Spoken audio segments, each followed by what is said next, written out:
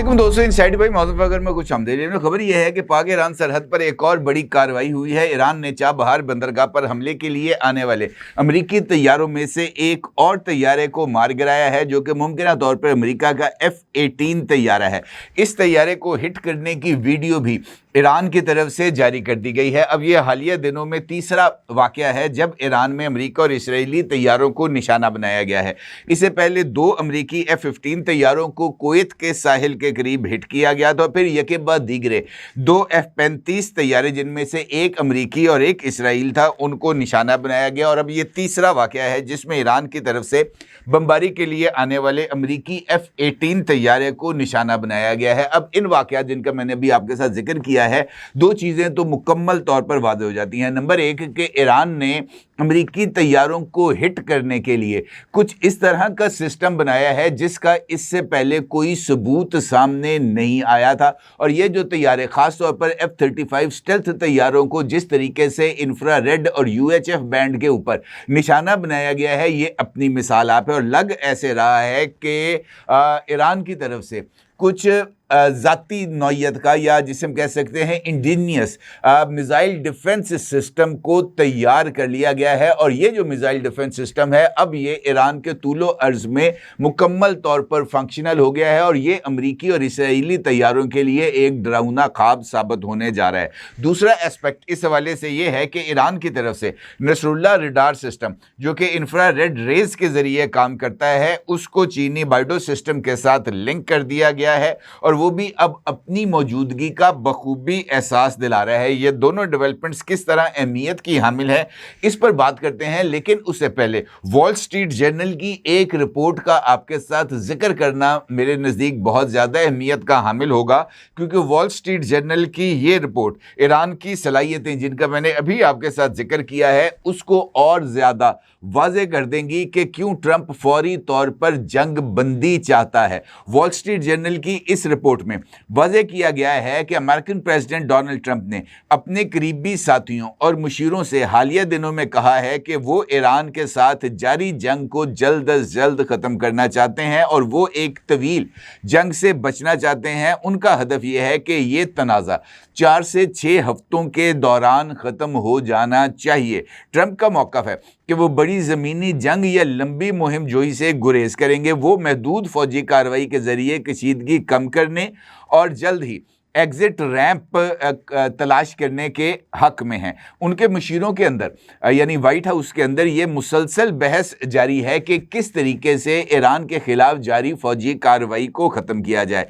एक जानिब ये जो वाइट हाउस के अंदर की जो सूरत हाल है, उसमें वॉल स्ट्रीट जर्नल के मुताबिक 2 आरा सामने आ रही हैं। डोनाल्ड ट्रंप के जंगी मुशीरों में से एक ग्रुप का ये कहना है कि ईरान के खिलाफ फौजी दबाव को बढ़ाया जाए और ईरान पर मजीद हमले किए जाएं, जबकि दूसरे ग्रुप का ये मानना है कि सफारती रास्ता निकालने और जंग को जल्द ख़त्म होना अमेरिका के मफाद में है, क्योंकि इसके नतीजे में सियासी और माशी नुकसान से बचा जा सकता है। अमेरिकन प्रेसिडेंट डोनाल्ड ट्रंप के कुछ मुशीर वॉल स्ट्रीट जर्नल के मुताबिक खदशा ज़ाहिर कर रहे हैं कि बहुत जल्दी जंग ख़त्म होने से अमेरिका की कमज़ोरी का तासुर भी जा सकता है और ईरान को इस हवाले से न सिर्फ अपने जौहरी प्रोग्राम को आगे बढ़ाने, बल्कि अब नए हुर्मुज़ पर कंट्रोल को बरकरार रखने में भी मदद मिल सकती है।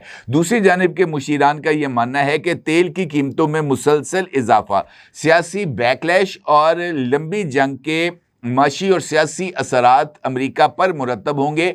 और न सिर्फ अमेरिका बल्कि पूरी दुनिया इन असरात से परेशान है। लिहाजा फौरी तौर पर मिलिट्री ऑब्जेक्टिव्स लार्जली अचीव्ड कहकर वापसी का रास्ता जो है वो बनाया जाना चाहिए। अब उसके साथ साथ ये सूरत हाल भी सामने आ गई है कि ईरान की तरफ से जिस तरह की जवाबी कार्रवाइयाँ की जा रही हैं, उसने अमेरिका और इसराइल दोनों के लिए एक मुसलसल दर्द सर को पैदा कर दिया है। इससे पहले अमेरिकन प्रेसिडेंट डोनाल्ड ट्रंप वाज़ेह तौर पर इस बात का इजहार कर चुके हैं कि हमने ईरान की एयरफोर्स को ख़त्म कर दिया, हमने ईरान की नेवी को तबाह कर दिया, हमने ईरान का जो सिविल और मिलिट्री स्ट्रक्चर था उसको हमने जनाब ख़त्म कर दिया और अब ईरान में कोई बंदा लीडरशिप के लिए भी तैयार नहीं। अभी कल ही अमेरिकन प्रेसिडेंट डोनाल्ड ट्रंप की एक नई तकरीर सामने आई है जिसमें अमेरिकन प्रेसिडेंट डोनाल्ड ट्रंप तज़हीक करते हुए नजर आ रहे हैं ईरानी लीडरशिप की, ये कहते हुए कि जनाब इस वक्त हर एक आदमी को ये दावत दी जा रही है कि आओ और आकर ईरान की बागडोर संभालो,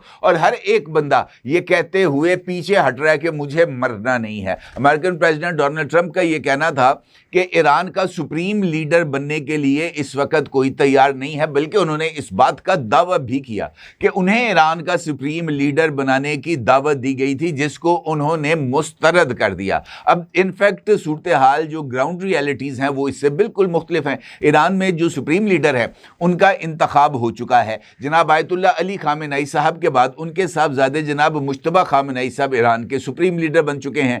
ईरानी आर्मी चीफ को शहीद करने के बाद नए जो शख्सियत हैं वो आर्मी चीफ बन चुके हैं। ईरान की नेशनल सिक्योरिटी काउंसिल के सेक्रेटरी जनरल जनाब अली लारेजानी की शहादत के बाद जनाब बाकर जुल्कदर अब नए सेक्रेटरी बन चुके हैं। तो ईरान के अंदर लीडरशिप का किसी तरह का कोई बहरान बज़ाहिर नजर नहीं आ रहा, लेकिन अमेरिकन प्रेसिडेंट डोनाल्ड ट्रंप को यकीनी तौर पर अपनी जो ईगो है उसको सेटिस्फाई करने के लिए वो किसी भी एक्सटेंट तक जा सकते हैं। अब वो जो मौजूदा सूरत हाल है मुज़ाकरात के हवाले से, जिसका जिक्र मैंने आपके साथ पिछली गुफ्तगू में भी किया, American president Donald Trump in fact carrot and stick की पॉलिसी के ऊपर अमल दरामद कर रहे हैं। वो एक जानब अगले 5 रोज की विंडो को तश्कील देते हैं और इस विंडो के अंदर मुज़ाकरात को हतमी नतीजे तक पहुंचने के लिए जोर देते हैं, और इन मुज़ाकरात के हवाले से वो इस बात का इंकिशाफ भी करते हैं कि जनाब मुख्तलिफ लोग और ख़ासतौर पर वो लोग जो मुसालहत चाहते हैं वो अमेरिका के साथ राब्ते में हैं, और दूसरी जानब वो पेंटागन के ज़रिए पैराट्रूपर्स को भी तैयार रहने का ऑर्डर देते हैं और 3000 पैराट्रूपर्स को तैयार करते हैं रैपिड रिस्पांस फोर्स के तौर पर कि वो किसी भी मौके के ऊपर उनको इस्तेमाल किया जा सकता है। और पेंटागन के मुताबिक ये 3000 पैराट्रूपर्स को भी रवाना किया जा रहा है ईरान के तरफ, यानी वहाँ पर किसी तरह की जो ज़मीनी कार्रवाई है वो की जाएगी। अब जो ग्राउंड रियलिटीज़ हैं वो इससे बिल्कुल मुख्तलिफ हैं। ईरान इस वक्त जो हमले के लिए आने वाले तैयारे हैं, जिसका मैंने आपके साथ गुफ्तगू के आगाज में जिक्र किया, वो उनको मुसलसल निशाना बना रहा है। ये जो F-18 तैयारा है जिसका जिक्र मैंने आपके साथ किया था, इसके हवाले से पासदाराने इनकलाब ने इस तैयारे के विंग्स को हिट करने की जो वीडियो है उसको भी जारी कर दिया है, और इस वीडियो के चंद मनाजर आप इस वक्त अपनी स्क्रीन पर भी देख सकते हैं।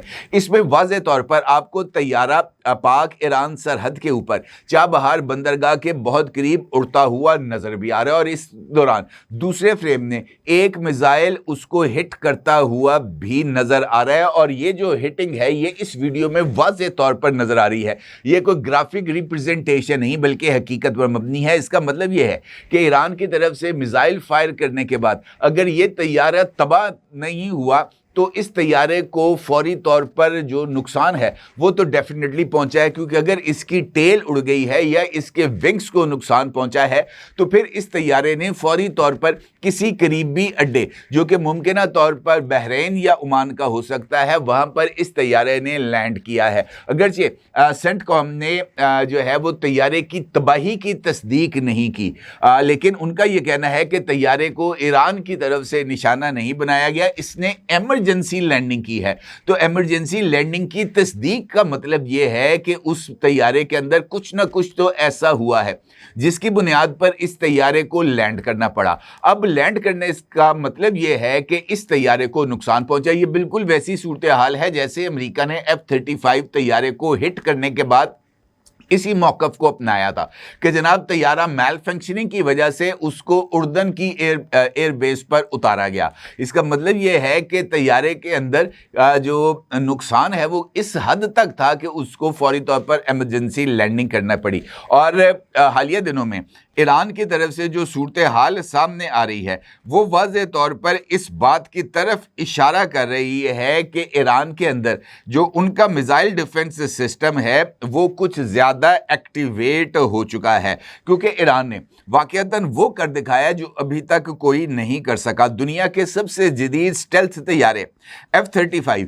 जिन्हें अमेरिका नाकाबिले शिकस्त समझता था, अब वो ईरान के आसमान पर भी महफूज नहीं है और उसको निशाना बनाया गया था नसरुल्लाह सिस्टम में। अब ये जो नसरुल्लाह सिस्टम है बुनियादी तौर पर ईरान के पास जो मिसाइल डिफेंस सिस्टम है वो 2 लेयर्स पर है। एक के अंदर S-300 मिसाइल डिफेंस सिस्टम जो कि रशिया की तरफ से ईरान को दिया गया था और ये पुराना सिस्टम है वो मौजूद है। और अब उसके साथ ईरान ने गुज़िश्ता 10 सालों में खामोशी के साथ एक लेयर्ड एयर डिफेंस नेटवर्क को तैयार किया है। ये 3 लेयर्स पर मुश्तमिल डिफेंस सिस्टम है, जिसमें लॉन्ग रेंज के अंदर बवार 373 मिसाइल डिफेंस सिस्टम है, मीडियम रेंज में खुर्दाद 15 मिसाइल डिफेंस सिस्टम है और शॉर्ट रेंज में राद मिसाइल डिफेंस सिस्टम है।